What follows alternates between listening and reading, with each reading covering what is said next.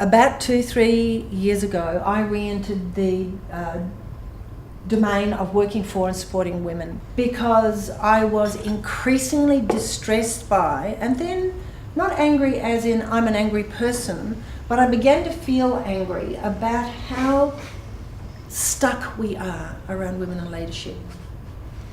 Now, I'm sure many of you are reading Sheryl Sandberg's book called Lean In. There is a tremendous amount of compelling truth said in a very prosaic and accessible way in the book.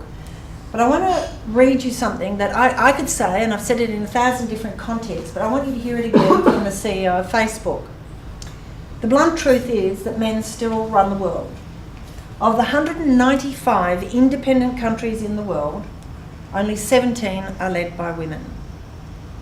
Women hold just 20% of seats globally in Parliament. The percentage of women at the top has barely budged over the last decade. A meagre 21 of the Fortune 500 CEOs are women. 17% of board seats, in Australia 8.6, are held by women. 18% of elected officials. Under the Abbott government, that's diminished to about 10.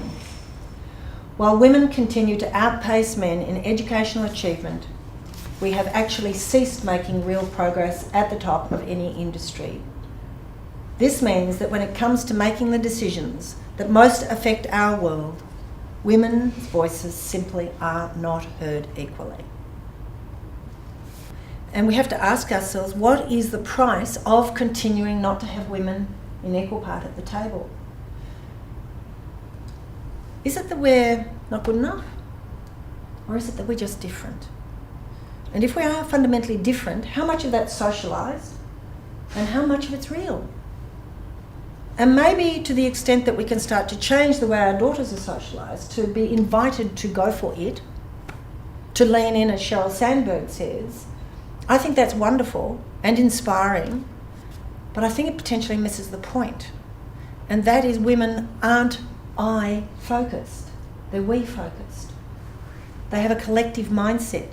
They do care at their core. They're wired to care about the very young, about the very old. They can do more on average than many men can do at any one time. We know it, we see it. They've always done that. And they do it in support of how we live as a collective. Zenger and Folkman, in 2 HBR articles, both have been reblogged, are the only team to have done a longitudinal study on leadership, 30 years, looking at gender differentials. There's now conclusive evidence. I mean, we're talking a massive database of leaders over a longitudinal study of 16 leadership capabilities. Women excel at 15 of them, and the one that they do not excel at is strategy. Men are better at setting and being purposeful about setting a direction. So I look at the world today and I think, what are the problems that we're facing, the collective problems we're facing, about the degradation of our environment, about the increasing disparity around wealth, about the celebration of individual achievement at the expense of collectively being safe, at the seemingly monumental paralysis about resolving some of our really big issues in the world today.